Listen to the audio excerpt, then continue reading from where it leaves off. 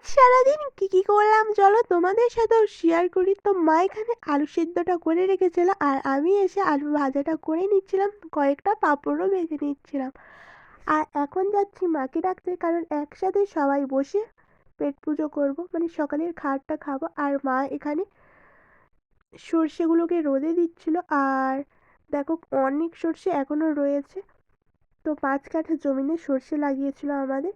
তো যাই হোক, এখন চলে এসেছি মাকে নিয়ে আর সবাই বসে পড়েছি, সকালের খাওয়াটা খেয়ে নিচ্ছিলাম। আর খাওয়া দাওয়ার পর আজকে থাকবো আমি বাড়িতে, আর তাই জন্য দায়িত্বটা পড়ে আমার দুপুরের রান্নার। অনেকগুলো দিন পর আমি আজকে রান্না করব আবার।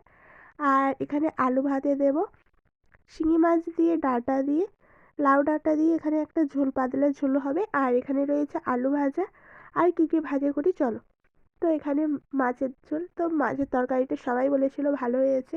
তার সঙ্গে করেছি বড়ি ভাজা, কুমড়ো ভাজা, আর এখানে রয়েছে ঝুরঝুরি আলু ভাজা।